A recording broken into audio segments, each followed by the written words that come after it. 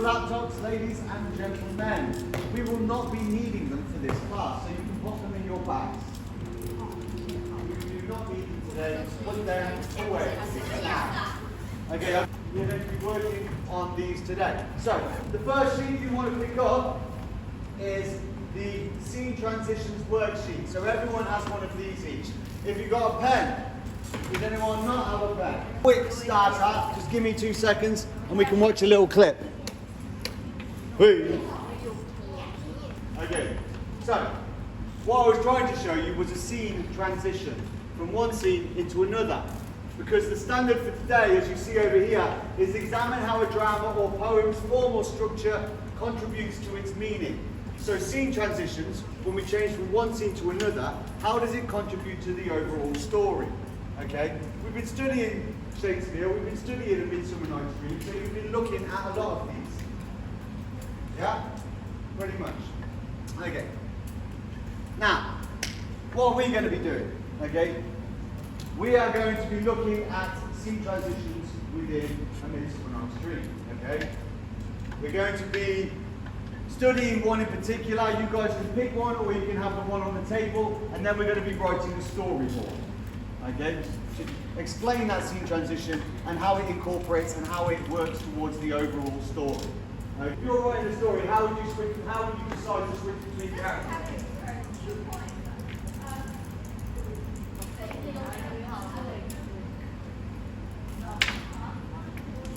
Okay, could you explain a little further, please, Nicole?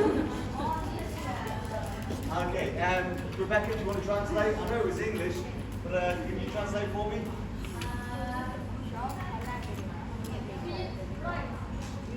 Right.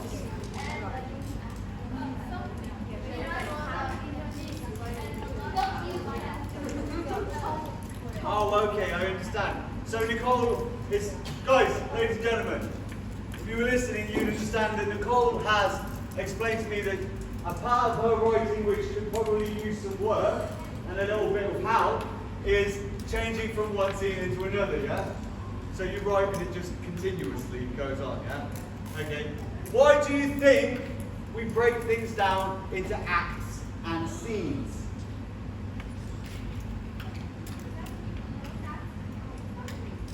Sorry? So, why does Shakespeare break things down into acts and scenes? So people can understand. Yeah, that's a good idea. Yeah, that's along the right lines. How do the audience feel if they're watching one long, continuous scene? Bored, overwhelmed maybe? You know? Just all of it at once. Imagine that. Watching a play that's 2 hours long without a break in between any of the scenes. It would be too intense, wouldn't it?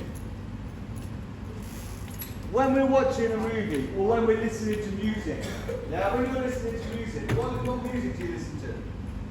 K-pop? Yeah, I thought so. So, when you're listening to K-pop, do you like the really, really intense ones? Constantly. Do you like the nuanced ones? The ones with a little bit of soul and a little bit of... What do you like then? Let's go with it. What do you think? Sorry? If you're an AC/DC fan, do you want to listen to all of the heavy songs constantly? No. You want some of the lighter songs. You want nuance. Just like Shakespeare wants from his plays. Within A Midsummer Night's Dream, what are the two contrasting aspects? What are the two elements that are basically against each other? What are the two storylines within that? So in A Midsummer Night's Dream, there are two... Okay, the fairy realm and the real world. The Greek world. Okay, well done, sir. Thank you.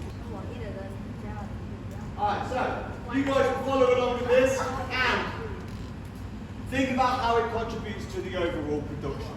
Okay, think about how it contributes to the story. Okay, what happens? What characters are in it? How do we move on from one scene into another within this production of A Midsummer Night's Dream? Hey? Come again, sorry, Alex. So we've gone from one scene into another. Yeah? We've changed from one scene into another. One bunch of characters into another bunch of characters. Yeah? You had, first off, the rude mechanicals, the players. And then it moved into the fairy scene, did it not? Okay? So, how did they react to each other on stage?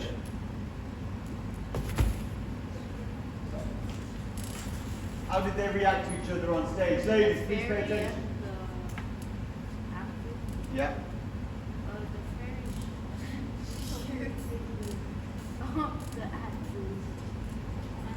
Yeah. The fairy came on and messed around with the actor. Did the actor even notice that they were there? The one moving the table? No. Okay. How do you think that represents in the play? The actor didn't even know the fairy was on the table. She said, oh, it's heavy. Yeah? Why would that be? Because the fairy is small. No, not necessarily. Yes, because the fairy is invisible, which happens later in the play. It's actually in the script. This is something they've added in to the production, but it is actually in the script later on. The fairies can wander around the humans invisibly. Yeah? Now, what you guys are going to do is you're going to do a think, pair, share assessment. Okay?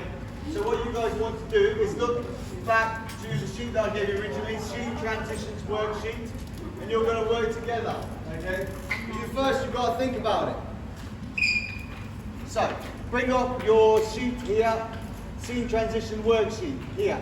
We've already done this bit, so move on to scene transition introduction. Okay, we've done that.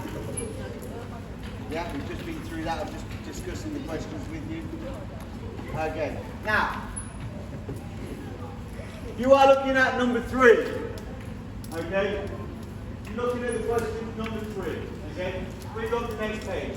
Number 3.